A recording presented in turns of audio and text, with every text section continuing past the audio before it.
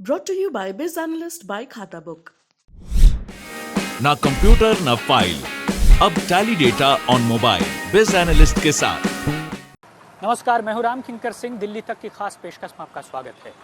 अक्सर आपने सुना होगा कि कई बार लोग प्लान ही करते रह जाते हैं और कुछ ऐसे होते हैं जो कि प्लान तो करते ही साथ ही साथ उसे एग्जीक्यूट कर देते हैं, यानी कार्य रूप में उसे उतार भी देते हैं और उसका फल उन्हें मिलता है। लेकिन राजनीति में कई बार इसका उलट भी हो सकता है, क्योंकि कई बार कई ऐसे प्रयोग किए जाते हैं जो कि असफल हो जाता है और उसके बाद से वह प्रयोग का जो खामियाजा भुगतना पड़ता है वह उस राजनीतिक पार्टी को भुगतना पड़ता है। ठीक इसी तरह से जैसे कांग्रेस, और आपको याद होगा 2012 में दिल्ली नगर निगम को 3 भागों में बांटा गया था। उस वक्त निगम 1 हुआ करता था, अब उसे 3 कर दिया गया। फिर अब आपने देखा कि नगर निगम विधेयक 2022 में लाकर किस तरह से केंद्र सरकार ने उन तीनों निगमों को 1 कर दिया। राज्यसभा और साथ ही साथ लोकसभा में विधेयक पास हो चुका है। जैसे ही हस्ताक्षर के दस्तखत होते हैं, माफ़ कीजिएगा, राष्ट्रपति के दस्तखत होते हैं, उसके बाद ही वो कानून की शक्ल ले लेगा। लेकिन आपको जानकर हैरानी होगी कि बीजेपी ने इसे 1 किया और ये बताया कि यह पता नहीं जिस पार्टी ने इसे 3 किया था उसकी मंशा क्या थी। और ये राज्यसभा में बाकायदा कोट किया गया था कि मंशा तो ठीक ही रही होगी, लेकिन जिस तरह से ये बांटा गया उससे काफ़ी दिक्कत हुई। लिहाजा निगमों को 1 करना ज़रूरी है, और अगर 1 कर दिया गया तो हर साल करीब 250 करोड़ रुपए बचेंगे। लिहाजा निगम को एक बड़ी राशि मिलेगी।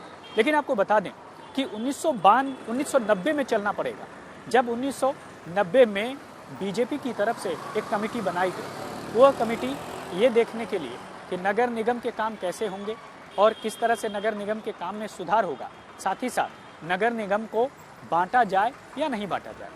आपको जानकर हैरानी होगी कि उस कमेटी ने ये कहा था निगम को 1-2 नहीं बल्कि 5 भागों में बांटा जाना चाहिए।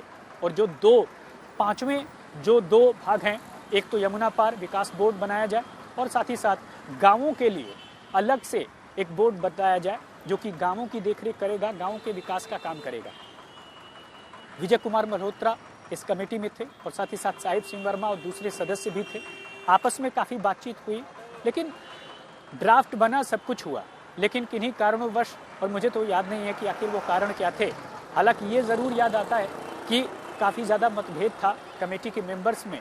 लिहाजा वह बांटने की सिफारिश तो की गई थी, ड्राफ्ट भी बना था, लेकिन 5 भागों में बांटा नहीं जा सका। 2012 जैसे ही आया, शीला दीक्षित की सरकार ने इसे 3 भागों में बांटने का काम किया और उसके बाद से निगम की हालत ठीक नहीं रही और धीरे धीरे वो बेकार होती चली गई।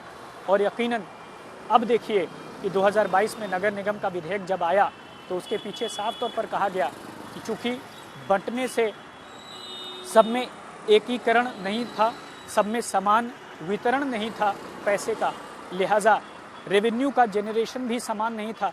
लिहाजा जो दिक्कत थी वो आ रही थी और यही वजह है कि यहाँ के कर्मचारियों को, डॉक्टर्स को सैलरी देने के लिए काफ़ी मगजमारी करनी पड़ती थी और यही वजह है कि निगम को 1 करना पड़ा। बहरहाल उस कमेटी की बहुत सारी सिफारिशें थी, बहुत सारे ड्राफ्ट में चीज़ें थी। एक चीज़ ये भी थी कि जैसे लंदन में छोटे छोटे जोन्स बनाए गए हैं, वैसे तकरीबन जो इस वक्त 16 जोन हैं, उन ऐसे जोन्स में बहुत ज़्यादा अधिकार उन्हें दिया जाए ताकि जोन्स जो है वहाँ पर खुद विकास का काम कर सकें।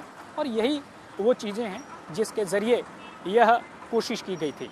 लेकिन ज़रा किस्मत का खेल देखिए कि न ही ये हाई पावर कमेटी की सिफारिशें या उसका ड्राफ्ट सबमिट हो पाया और न ही आगे कुछ काम हो पाया। लेकिन कुछ विभाजन और कुछ चीज़ों के मद्देनज़र शीला दीक्षित ने निगम को 3 भागों में बांटा। हालांकि बांटने के पीछे राजनीतिक मंशा थी, उनके खुद के प्रतिद्वंदी रामबाबू शर्मा की राजनीतिक जो हैसियत थी उसको कम करना, उसको ख़त्म करने की थी। और यही हुआ कि निगम बांटा गया। तो ज़रा देखिए कि सबसे पहले किसी ने सोचा 3 कर दिया जाए, फिर किसी ने सोचा 5 कर दिया जाए और ऐसा हुआ भी, लेकिन वो नतीजे नहीं आए। लिहाजा अब देखना ये होगा कि जब एकीकरण का नगर निगम का जो नया विधेयक है वो कानूनी रूप में अपनी जो शक्ल है वो अख्तियार करता है, तब आने वाले वक्त में किस तरह से लोगों का विकास हो सकता है। जैसे स्वास्थ्य, शिक्षा और सफाई, इन तीनों पर खर्च तो बहुत होता है, लेकिन इन तीनों मदों से जो रेवेन्यू जनरेशन होता है वो बहुत कम होता है।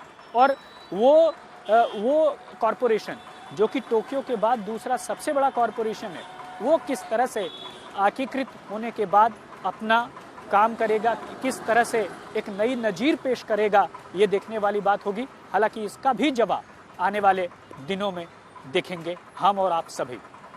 जिनके ज़रिए मैं वीडियो बना रहा हूँ अनिल जायसवाल जी हैं, और अगर आपको ये वीडियो अच्छी लगी है तो जाहिर तौर पर इसे लाइक कीजिएगा, कमेंट कीजिएगा और सब्सक्राइब भी कीजिएगा, और अगर अच्छी लगे तो इसे औरों को भी भेजिएगा।